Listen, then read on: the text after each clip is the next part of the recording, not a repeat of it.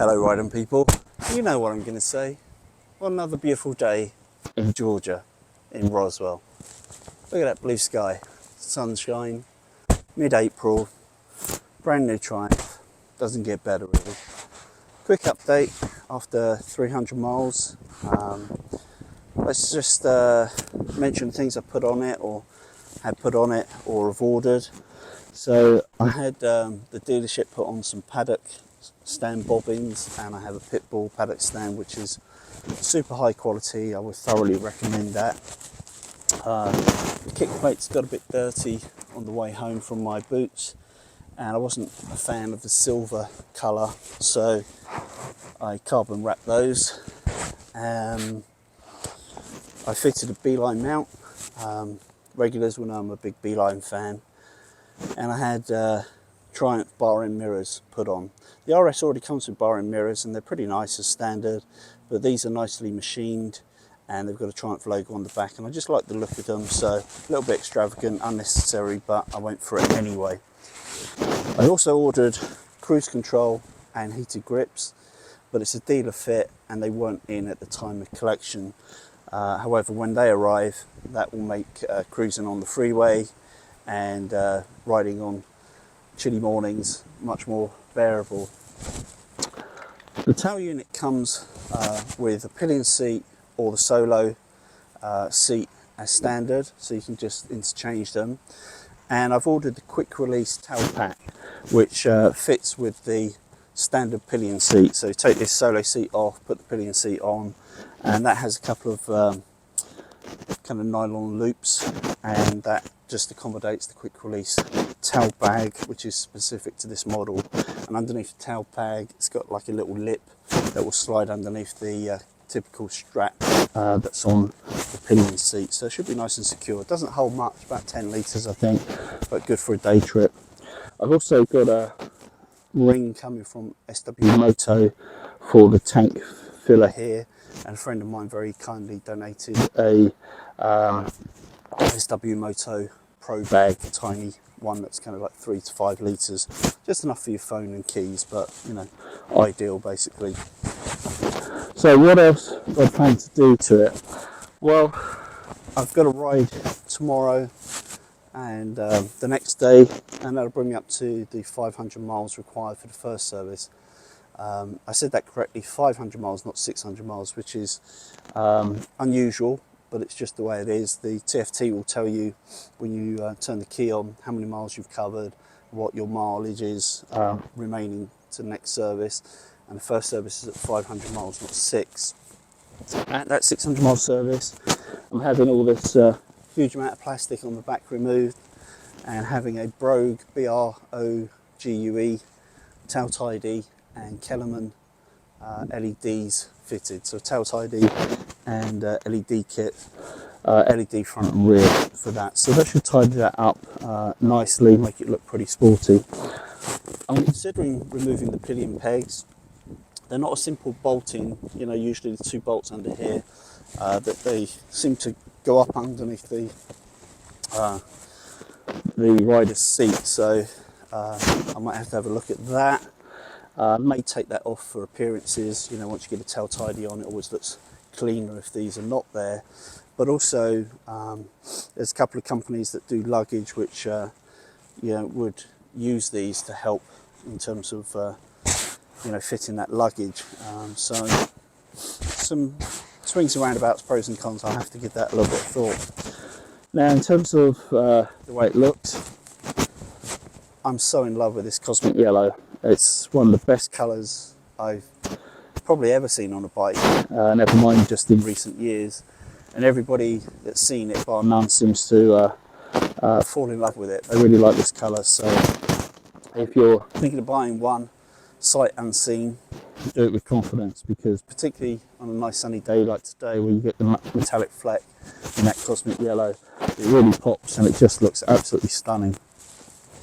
In terms of riding, I rode with a few friends at the weekend, fast people on you know, multi-strider V4s and S1000Rs, and a friend on a brand new M1000R in competition spec with the carbon fibre reels, so that's the 210 full fat version.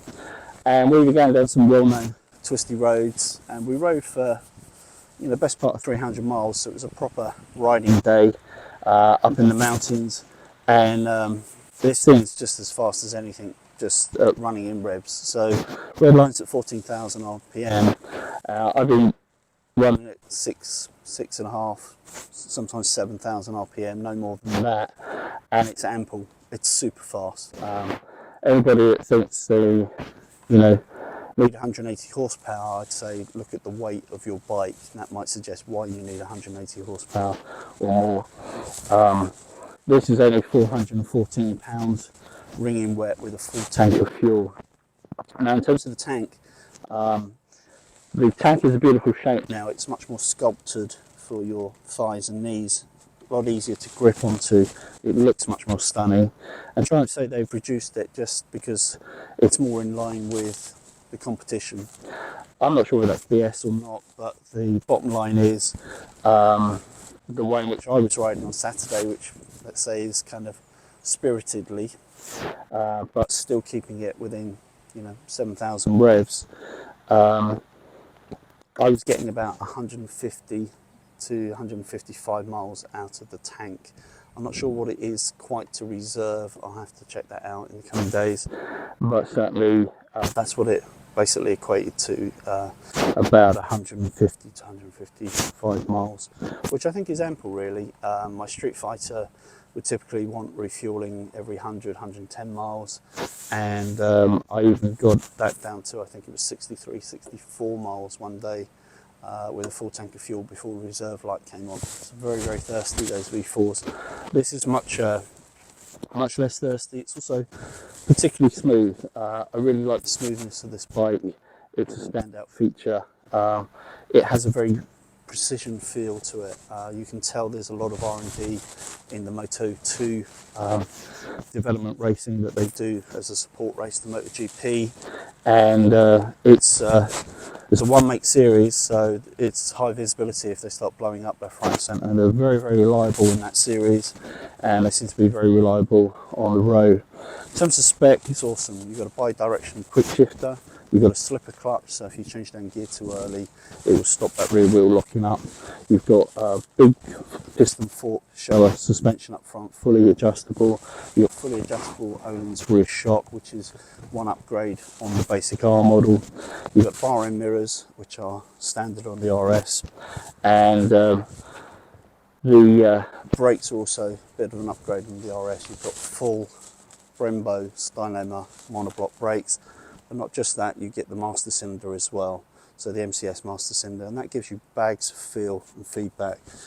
And in terms of handling, probably the best handling bike I've ever ridden actually, and I've ridden a lot, maybe 300 bikes, and owned a lot. I've owned plenty of CBRs, R1s, S1000 RRs, Street Fighter V4S. I've owned some real top drawer electronic suspension, state-of-the-art handling bikes, and I put this up there with them hands down, maybe even better, just because it's almost the perfect power to weight ratio mix. As I say, 414 ringing wet, and you've got 130 PS there, which is 128 horsepower in old money, and that is just ample. It's a real Goldilocks sweet spot, and I really, really love the handling. I love the braking because there's tons of feedback and feel. There's very, very little to criticise. I would prefer it if the top yoke were finished in black rather than silver, and it looks a bit of a rough cast. I guess I've got to cut costs somewhere, but with everything being black, all the levers and the bars and all the rest of it, I wish the top yoke was black. I don't hate it enough that I'd take it off and paint it, but I get really nitpicky here. The themes, there's 4 themes on the TFT and there's 5 rider modes, and they work very well in terms of the rider modes. You've got rain, road, sport, track and rider. Track will actually let you wheelie, and rider is totally tailorable, so you can set it up the way you like it for you. And personally, I've got that with like a low kind of track setting for ABS, if you like, track setting for throttle response, but I've got a road setting for traction control because I think that's very important. But in terms of grip, this comes with Pirelli Supercorsa V3s as standard. Now, before I got the bike, I immediately thought, do you know, I'll just replace them with Michelin Road 6s when they're done. They'll be good enough for all-round use. But these things grip like essence of limpet. It's unbelievable the amount of grip. They almost feel like slicks on a warm day. So I'd be reluctant to put anything else on them, despite the fast wear rate and expense of replacing them. Headlights are full LEDs all round. They seem to be nice and bright. The clutches are nice soft pull. The switchgear seems to have improved in quality in recent times, and it's fairly easy and intuitive to work through the menus. There's one criticism I have is that a lot of time Triumphs and BMWs and Ducatis are bought by old guys, right? You know, people that are certainly in their 50s, if not 60s, and you know, the vast majority of those people don't have a problem, you know, seeing distance, but they have problems seeing what's right under their nose. And these manufacturers still haven't learned that the key information that you want to know, which is, you know, your remaining miles to empty, what time it is, what the ambient temperature is, particularly when it's getting close to freezing. Those three things are in the tiniest fonts ever. You've got 4 themes here, so they could have done like an old Gits theme for people like me and give us nice big, you know, we've got 30 miles remaining, it's 78 degrees Fahrenheit and it's 2:45 p.m. It's much more important than seeing the, you know, the miles per hour this big. I would much sooner have that information more kind of equidistant in size, and certainly have the real estate to double that in size. And for somebody like me who wears glasses typically for reading close up,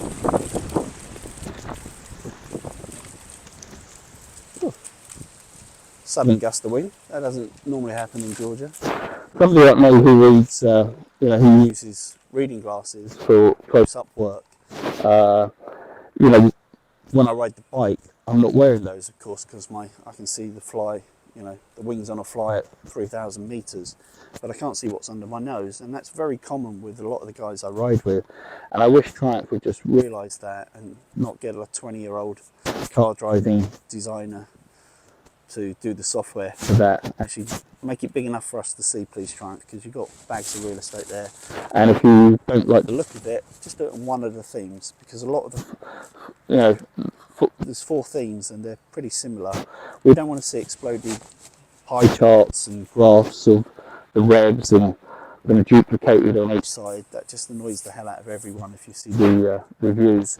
Just give us like a digital rev counter or a BMW style rev bar at the top and tell us what the bloody time is and how much bloody fuel we've got. That's what we really want to know. Okay, that's really the only gripe, because I have to say, so far, first impressions are I absolutely adore this bike. It's unbelievable fun, and just wish it was tomorrow already when I could ride. I'm busy today, unfortunately, because I just love it so much. You know, I would even consider getting a second one, maybe an R in white, and just make it for rainy days and tours. You know, I would, you know, maybe put tank bag on it, a tailback, maybe panniers, heated grips, and maybe a bit of a screen, and just enjoy riding that on, you know, shitty weather days basically, and in the winter, not being too precious about cleaning it and all the rest of it, and then keep this one for days like today, where you just want to go out there and smile and look at it and think, yep, let's put the stickiest rubber we can on that, the best brake pads we can, let's kick it off the side stand, and let's go and rip in the mountains. Alright, enough gushing I think for now. I'll do the first service on Friday. We have the tail tidy and the LEDs fitted. I'll give you some feedback in terms of costs for that, and by next week it should be pretty much running, and I'll do another update video to let you know how I'm getting on with this new fantastic 2023 Triumph Street Triple RS. See you later.